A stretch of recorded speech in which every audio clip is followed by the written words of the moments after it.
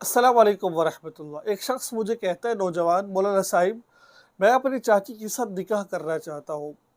तो जब मैंने उसका ये मैसेज सुना तो मैंने कुछ उससे डिटेल ली। तो मैं कुछ उस डिटेल को अपने अंदाज में बयान करना चाहता हूँ ताकि आप बात को समझ जाएं, और ये मसला सुनने के बाद आप थोड़ा सा होश से काम करें। देखिए,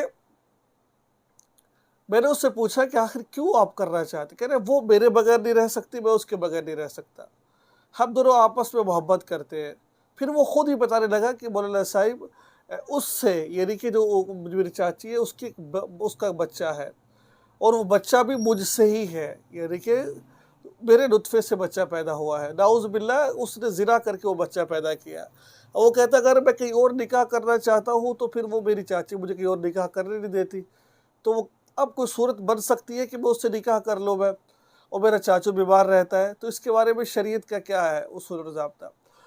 देखिए, एक बात मैं अर्ज़ करता चलूँ कि चाची जो से चाची, ये अगर कोई महरम रिश्ता नहीं है, महरम रिश्ता कैसे हो सकता है? मिसाल के तौर पर आपकी ये खाला नहीं है, बाज़ दफ़ा खाला होती है ना, खाला होती है, यानी कि 2 भाई होते हैं, 2 बहनें के साथ निकाह हो जाता है, ठीक है ना? यानी कि 2 भाई हैं, इधर से 2 भाई, उधर से 2 बहनें हैं। अब 2 भाई हैं इधर से, वो 2 बहनें हैं, तो अब जो इनके बच्चे हुए, वो आपस में जो उनकी बहनें वो खाला बन जाएंगी, आपस में ताए चाचे बन जाएंगे, ठीक है?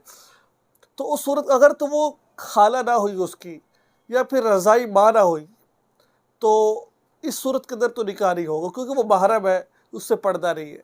अगर ये रिश्ता नहीं है, कोई महरम वाला, ये वाला कोई और रिश्ता नहीं है, ठीक है ना? तो खाला भी नहीं है, रज़ाई माँ भी नहीं है, इसका दूध भी नहीं पिया हुआ, तो कोई और है, वो महरम है, उससे पर्दा, यानी कि ज़ाहिरी बात है पर्दा होगा। जब उससे पर्दा होगा तो फिर उसके साथ वो निकाह भी कर सकता है, लेकिन शर्त क्या है कि वो उससे खुला ले, ठीक है ना? वो और जो उसकी चाची है उससे खुला ले, या वो तलाक दे दे उसको, या खुला ले ले। इद्दत गुजारने के बाद फिर वो इसके साथ आकर निकाह कर सकती है। लेकिन हमेशा बात याद रखिए कि इसके अंदर फिर ये रिश्ता है, मैं ये समझता हूँ कि वो ये नाजायज़ रिश्ता है ये वाला, ठीक है? उसने ज़िना किया उसके साथ।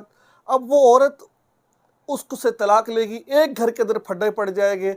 अब ऐसा होगा कि वो चाचा इनके घर नहीं आएगा, इनका चाचा घर नहीं आएगा, कोई इसके साइड, कोई इसके, यानी कि पूरा माहौल इनका ख़राब हो जाएगा।